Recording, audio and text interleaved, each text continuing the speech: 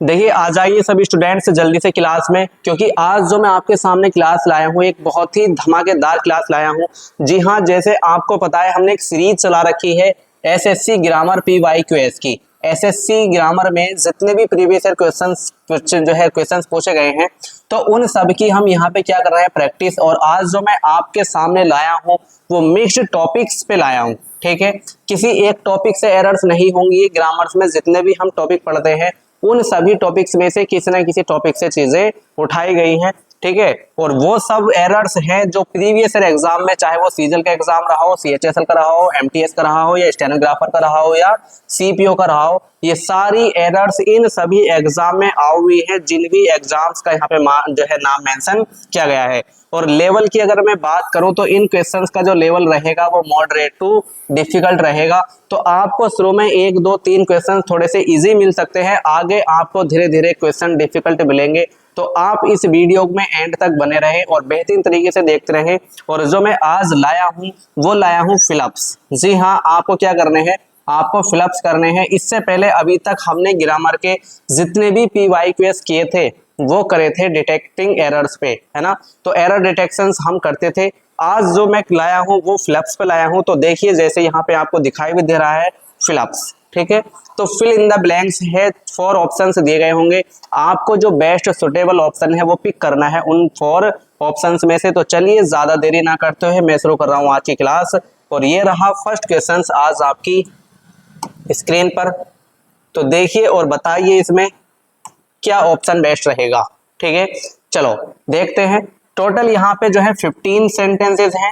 आपको पूरी video complete watch करनी है, उसके बाद देखना है 15 में से आपका स्कोर कितना होता है ना। आउट ऑफ 15 कितने स्कोर होता है, 10 होता है, 11 होता है, या 15 ही होता है। अगर 15 हुआ तो बहुत अच्छी चल रही है आपकी तैयारी, बस ऐसे ही तैयारी करते रहिए। और इससे कम अगर स्कोर है तो आप उस तैयारी को और बेहतर करते चले जाइए, डेली प्रैक्टिस करते जाइए।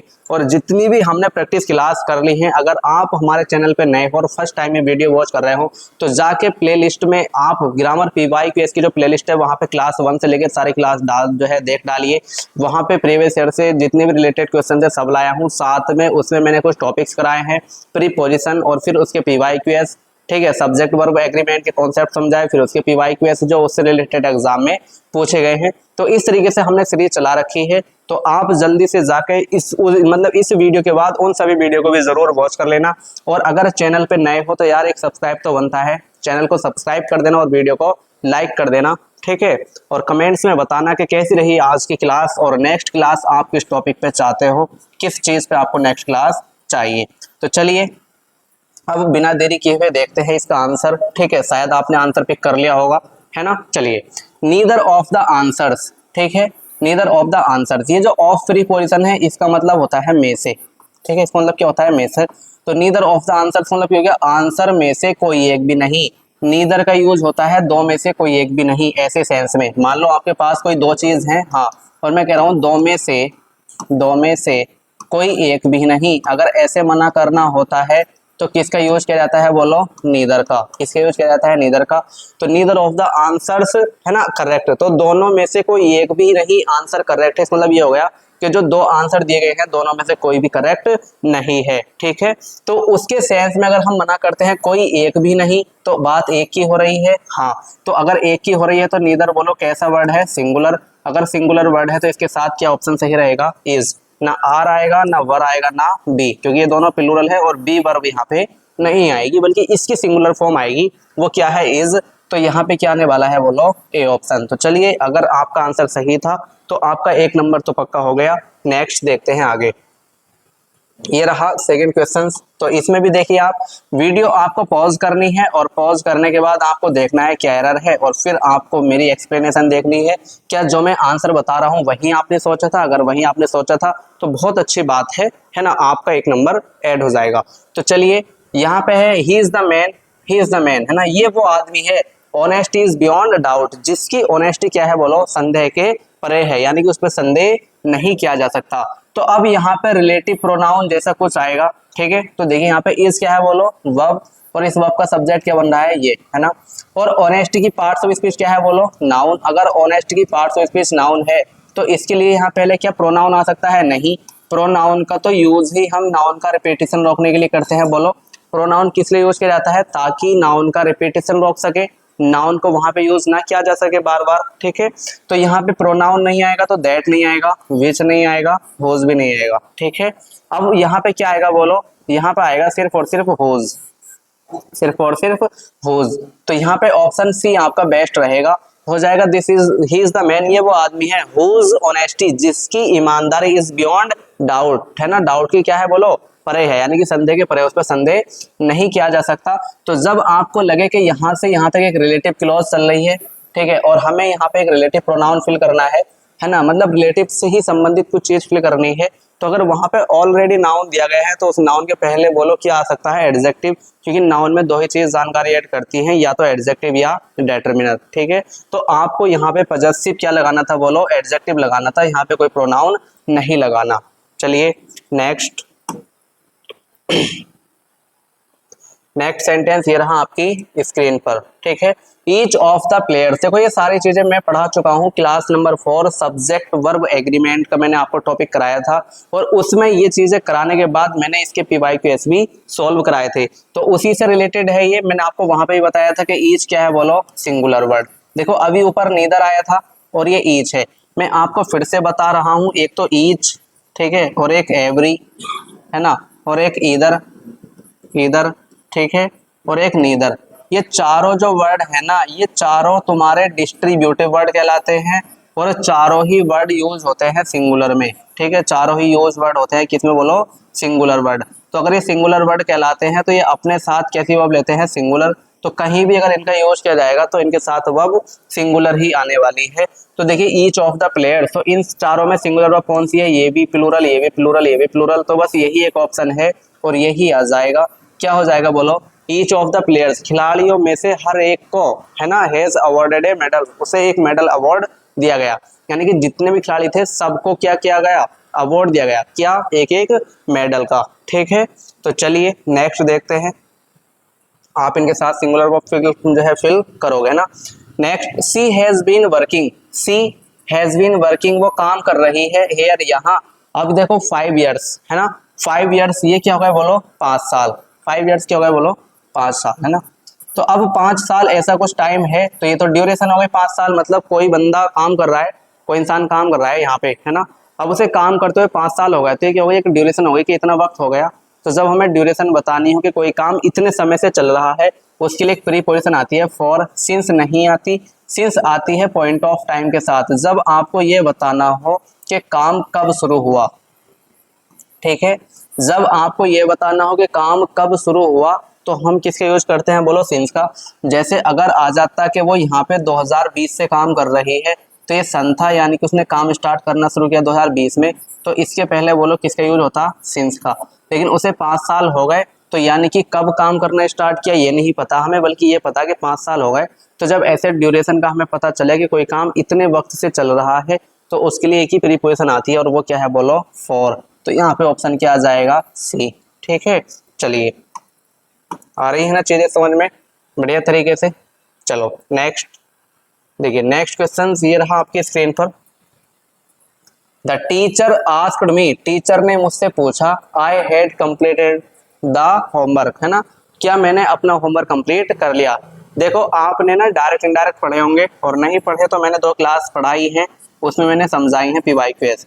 जब हम डायरेक्ट से इनडायरेक्ट में जाते हैं ना, डायरेक्ट से कहाँ जाते हैं? बोलो इनडायरेक्ट में, और हमारा सेंटेंस कोई कैसा हो? इंटेरोगेटिव, मतलब डायरेक्ट स्पीच में लिखा हुआ कैसा है? इंटेरोगेटिव। ठीक है, तो हम क्या करते हैं, जब उसे इनडायरेक्ट में चेंज करते हैं, जब उस इंटेरोगेटिव सेंटेंस को चेंज करते हैं, बोलो इनडायरेक्ट में, तो एक रिपोर्टिंग वर्ब आती है आस्क, उस वर्ब के अकॉर्डिंग जो आगे कंजंक्शन आता है ना, या तो इफ यूज किया जाता है या वेदर, अगर तुम्हारा सेंटेंस कैसा है? Yes no type. ठीक है, और अगर WH टाइप है तो सेम WH वर्ड, या यूं कह लीजिए सेम क्वेश्चन वर्ड ही काम कर जाता है किसका? किसका? बोलो कंजंक्शन का। ठीक है, तो अब इसके अंदर यहाँ पे तो कोई क्वेश्चन वर्ड है नहीं, बल्कि आस्क्ड वर्ब है, तो अब इसके अकॉर्डिंग क्या है? कोई ना कोई कंजंक्शन आगा, तो या तो इफ आ सकता है या वेदर। तो देखो आस्क वर्ब के साथ व्हेन कंजंक्शन नहीं आता, ठीक है, आस्क के साथ दैट कंजंक्शन नहीं आता, दैट आता है किसके साथ? बोलो टेल वर्ब के साथ। तो जो इसकी फॉर्म लिखते हो आप, पास्ट फॉर्म टोल्ड, उसके साथ यूज करते हो दैट कंजंक्शन का, ठीक है। तो आस्क के साथ दैट नहीं आएगा, व्हेन नहीं आएगा, व्हाट भी नहीं आएगा, आस्क के साथ आएगा वेदर। क्या आएगा बोलो, वेदर, ठीक है। तो यहाँ पे आप कौन सा ऑप्शन पिक कर लोगे, सी ऑप्शन, क्योंकि आस्क वर्ब के साथ सिर्फ दो ही कंजंक्शन आते हैं, या तो इफ या वेदर, ठीक है। बढ़िया तरीके से चीजें समझ में आ रही है ना। अगर नहीं आ रही हैं तो आप कमेंट्स कर सकते हैं कि सर क्लास में मजा नहीं आया, मैं नेक्स्ट क्लास लेकर आऊंगा और बेहतर तरीके से आपके लिए कि आपको उस क्लास में मजा आए। चलिए देखते हैं next. This is the same boy, this is the same boy, ये वो सेम लड़का है। Was selected for the competition, जो सेलेक्ट किया गया है किसके लिए बोलो, कंपटीशन के लिए, कंपटीशन के लिए, है ना। तो अब देखो इधर, this is the same boy, ये वो सेम लड़का है, ये हो गई आपकी एक मेन क्लॉज। अब यहाँ पे आगे कुछ चीज बोलने वाले हम, वो सेलेक्टेड एक वर्ब है, ठीक है, फॉर द कंपटीशन। अब आपको ना यहाँ पे इसका एक सब्जेक्ट चाहिए, ठीक है। आपने पढ़ा होगा रिलेटिव प्रोनाउन, ठीक है, आपने पढ़ा होगा रिलेटिव प्रोनाउन। तो अब ना मुझे यहाँ पे एक रिलेटिव प्रोनाउन फिल करना है, जो कि यहाँ पे क्या बनाएगा बोलो, एक क्लोज बना देगा, है ना, यहाँ से लेके यहाँ तक एक क्लोज बना देगा। तो अब रिलेटिव प्रोनाउन को आपको क्या चाहिए बोलो, इस वर्ब का सब्जेक्ट चाहिए, हाँ। तो अगर सब्जेक्ट चाहिए तो पहली बात तो यह है कि होम नहीं आएगा, क्योंकि होम होता है ऑब्जेक्टिव केस, तो पहला काट दो आप। उसके बाद जो इस रिलेटिव प्रोनाउन का एंटीसीडेंट है, यानी कि जिसके लिए रिलेटिव प्रोनाउन आएगा, ये कहलाता है बोलो एंटीसीडेंट। जिसके लिए मतलब रिलेटिव प्रोनाउन यूज किया जाता है वो उसका एंटीसीडेंट कहलाता है। तो इसका एंटीसीडेंट क्या है, बॉय, बॉय क्या है, पर्सन, इंसान है। अगर इंसान है तो इंसानों के लिए विच रिलेटिव प्रोनाउन नहीं आता, इंसानों के लिए या तो हो आता है या होम आता है या दैट।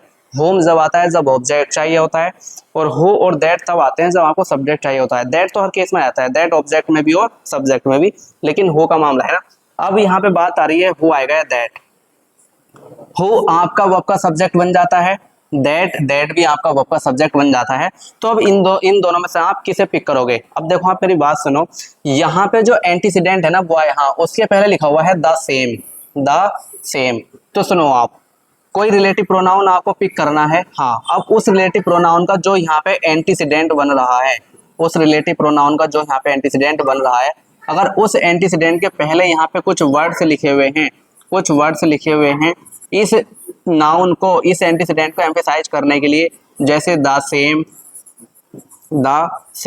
द ओनली, है ना, या लिटिल, द लिटिल, ऐसा कुछ करके अगर चीजें लिखी हुई हैं तो याद रखना सिर्फ और सिर्फ ऐसे सेंस में आता है दैट रिलेटिव प्रोनाउन, ऐसे सेंस में आता है दैट रिलेटिव प्रोनाउन। यानी कि आपको रिलेटिव प्रोनाउन पिक करना है, उसका एंटीसीडेंट दिया गया है, उस एंटीसीडेंट के पहले ऐसे कुछ वर्ड्स हैं तो वहां पे सिर्फ दैट आता है, तो यहाँ पे हो भी नहीं आएगा, यहाँ पे आएगा दैट।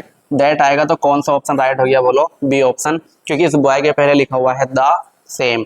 तो ये कॉन्सेप्ट आपके टीचर ने आपको जरूर समझाया होगा जब आपने रिलेटिव प्रोनाउन पढ़ा होगा, ठीक है। नहीं समझाया हो तो मैंने यहाँ पे समझा दिया है जितना भी समझा जा सकता था, ठीक है। बाकी चीजें ये हैं, देखो अगर आपको चीजें सीखनी है बढ़िया करके, अगर आप इंग्लिश को सीखना चाहते हैं तो सबसे पहली बात तो यह है कि भाई साहब आज ही आप रूल्स से इंग्लिश पढ़ना बंद कर दीजिए। अगर कोई टीचर आपको रूल्स के साथ पढ़ा रहा है तो फिर आपका वो सत्यानाश पीट रहा है, ठीक है, वो आपका सत्यानाश पीट रहा है। रूल से आप परफेक्ट नहीं हो सकते। देखो रूल्स पढ़ने के बाद आप 100 में से 80 नंबर ला सकते हो, ठीक है, 85 नंबर ला सकते हो, बस इससे ऊपर नहीं जा सकते। चलिए अजान हो रही है, मैं थोड़ी देर के लिए क्लास रोक रहा हूँ, ठीक है। चलिए अजान हो रही थी, क्लास रोकी थी हमने, ठीक है। देखो मैं आपको ये समझा रहा था कि आप ना रूल से इंग्लिश ना पढ़िए। अगर आप रूल से पढ़ोगे तो 100 में से 80 85 बस इतना तो स्कोर कर सकते हो, ठीक है। इतना तो माइक चालू हो गया, इतना तो स्कोर कर सकते हो, इससे ज्यादा नहीं। अगर आपको करना है 90+, आप चाहते हो मेरे 100 में से कम 95, ठीक है, 96 97 इतने नंबर आए, मतलब ऐसी मेरी इंग्लिश हो जाए कि अगर 100 नंबर की मेरे सामने इंग्लिश रखा हुई हो तो मैं इतने नंबर की सोल्व कर पाऊँ। तो फिर आपको इंग्लिश को ना सीखना पड़ेगा, बेहतरीन तरीके से करना पड़ेगा। और ये आपकी प्रैक्टिस क्लास है तो मैं यहाँ पे आपको इतना ज़्यादा नहीं सिखा सकता, क्योंकि यहाँ पे प्रैक्टिस क्लास चल रही है और ये चीज़ें सब सीखने वाली हैं। तो जब हम इन्हें सीखते हैं तो बेहतरीन तरीके से कॉन्सेप्ट के साथ सीखते हैं, है ना। तो अगर आपको सीखना है तो आप क्लास ज्वाइन कर सकते हैं। फिलहाल यहाँ पे प्रैक्टिस करी जा रही है, तो जितनी चीज़ें मैं समझा सकता हूँ आप उतनी चीज़ें समझिए, ठीक है। यहाँ पे नेक्स्ट देखो आप, नेक्स्ट लिखा हुआ है if I would not miss this opportunity. देखो ये कह रहा है इफ आई यू, मतलब यहाँ पे ये है अगर मैं तुम्हारे जगह होता, I would not miss this opportunity, तो मैं ये मौका मिस नहीं करता, है ना। तो अब ये क्या कर रहा है, ये यहाँ पे हो रही है इमेजिनेशन। देखो इफ पहले क्या हो, कंजंक्शन हो, उसके बाद आई सब्जेक्ट हो या कुछ भी, है ना, तो उसके केस में एक वर ही तुम्हारी वर्ब आती है जो कहलाती है मोड वर्ब। ठीक है, जो कहलाती है क्या, मोड वर्ब, है ना, जो सब्जेक्टिव मोड भी कहलाती है।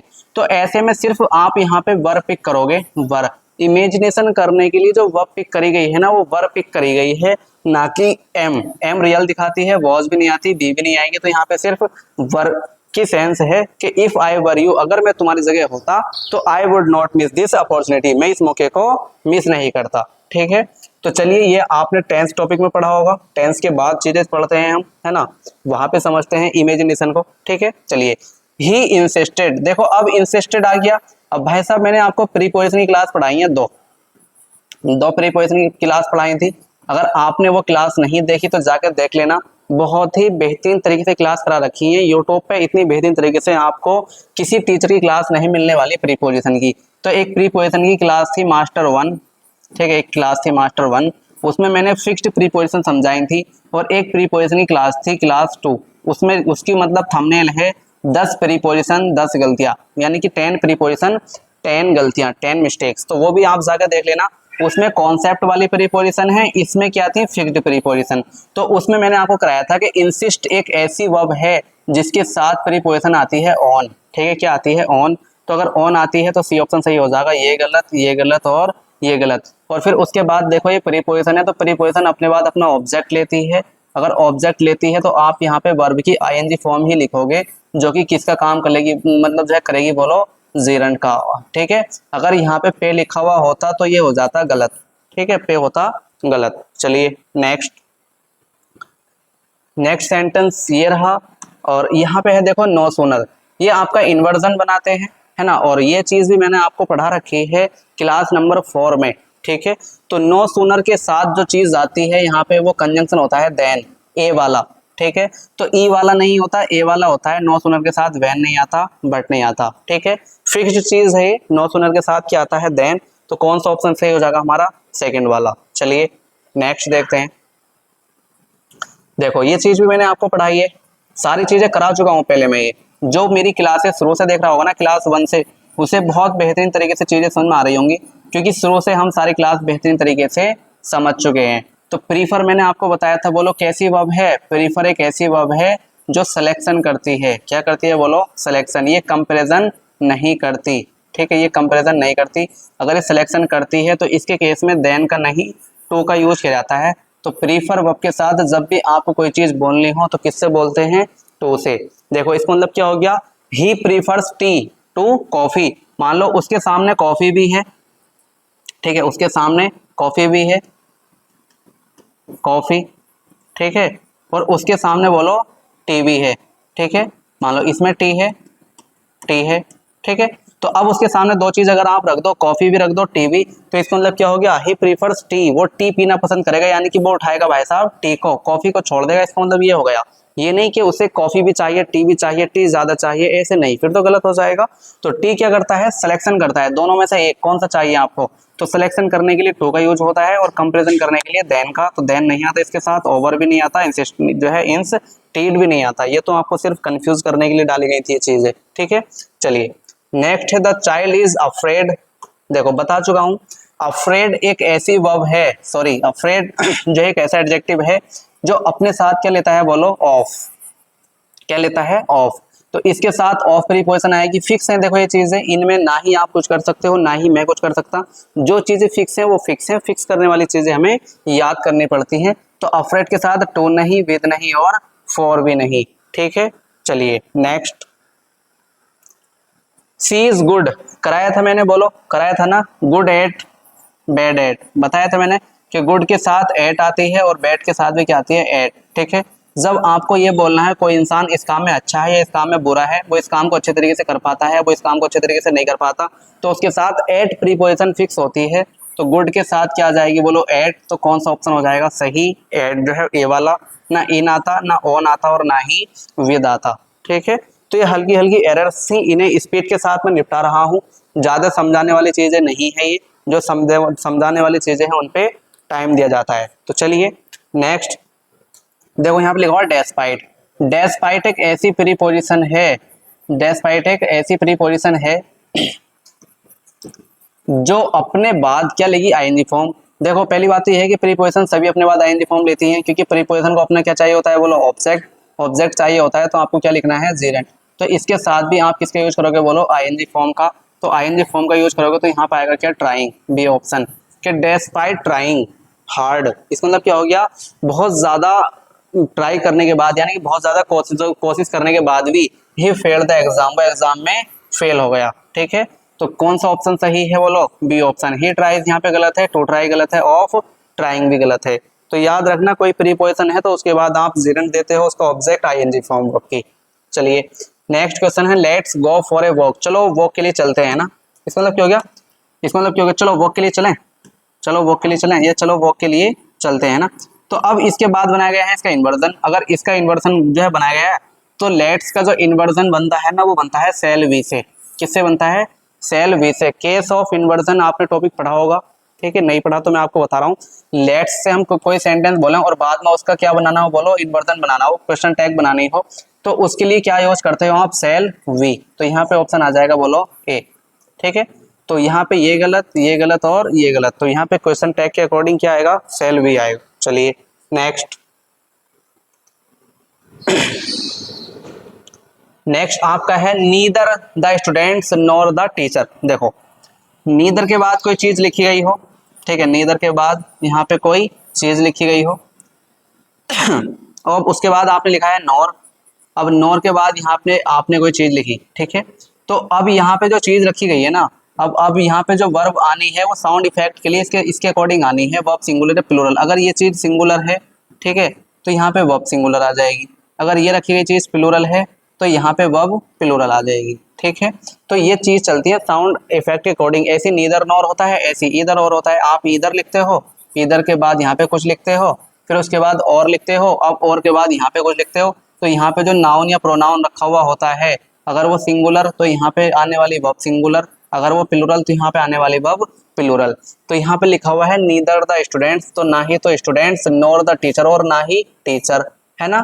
तो अब प्रेजेंट टुडे, आज प्रेजेंट है, तो बोलो टीचर कैसा नाउन है, सिंगुलर। अगर सिंगुलर है तो वर्ब कैसी चाहिए, सिंगुलर। अगर सिंगुलर चाहिए तो देखो आर नहीं आएगी, वर्ब नहीं आएगी, बी भी नहीं आएगी, क्या आ जाएगी, बोलो इज। तो इसका कौन सा ऑप्शन हो गया, सी सही। ठीक है, कि ना ही तो जो है टीचर्स, सॉरी ना ही तो स्टूडेंट्स और ना ही टीचर्स आज प्रेजेंट है।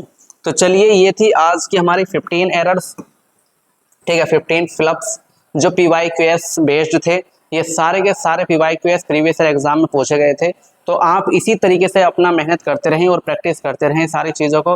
तो आप अब जो है कमेंट में ये ज़रूर बता के जाएं कि आपका स्कोर कितना है। आप काफ़ी दिन से प्रैक्टिस कर रहे हैं, काफ़ी दिन से चीज़ें कर रहे हैं, तो आपने अपने मार्क्स काउंट किए होंगे, कौन कौन सा आपका सही था, कौन सा गलत था। तो सभी स्टूडेंट्स अपना कमेंट्स में स्कोर ज़रूर बता के जाएँ। और अगर चैनल को सब्सक्राइब नहीं किया तो चैनल को सब्सक्राइब करके रखो, क्योंकि ऐसा ना हो कि आप क्लास मिस कर जाओ। ठीक है, और मैं आपको एक चीज़ और बता दूं कि हमारी जो इस टाइम पे क्लास चल रही हैं वो दो तरह की चल रही हैं। ठीक है, एक तो हम कर रहे हैं ग्रामर PYQS, है ना, ग्रामर PYQS, और साथ ही साथ हमने एक सीरीज और जो है शुरू की है, एक बैच शुरू किया है कि कौन सा, वोकैब बैच, वोकैब बैच। ठीक है, उसकी मैं क्लास 1 करा चुका हूं और वो क्लास 1 आज अपलोड हो गई है। ठीक है, वोकैब बैच की क्लास 1 आज अपलोड कर दी गई है।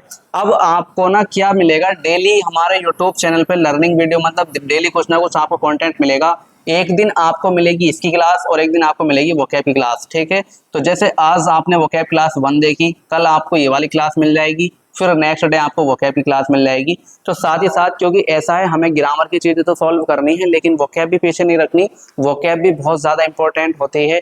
तो मैं वहाँ पे आपको करा रहा हूँ 100% एग्जाम में आने वाली वोकैब। जी हाँ, ऐसी वोकैब करा रहा हूँ जो 100% एग्जाम ओरिएंटेड है। सारे क्वेश्चन, सारे जितने भी उसमें वर्ड हैं, चाहे वो एंटोनियम हो, सिनोनियम हो, चाहे वो वन वर्ड सब्स्टिट्यूशन हो या इडियम्स एंड फ्रेज हो, वो किसी ना किसी एग्जाम में पूछे जा चुके हैं और सब प्रीवियस ईयर डेटा वहाँ पे है। एक भी वर्ड्स, एक भी इडियम्स, एक भी वन वर्ड सब्स्टिट्यूशन उसमें ऐसा नहीं है सिंगल जो किसी एग्जाम में ना पूछा गया हो। तो इसलिए आप इस क्लास को भी जाके बेहतरीन तरीके से ज़रूर देखें। जितनी ज़रूरी हमारे लिए ग्रामर की प्रैक्टिस है, उतनी ही ज़रूरी हमारे लिए वोकैब भी है। तो चलिए मिलते हैं फिर आपसे एक नेक्स्ट वीडियो में। तब तक के लिए अपना जो है ख्याल रखें और पढ़ते रहें। Best of luck.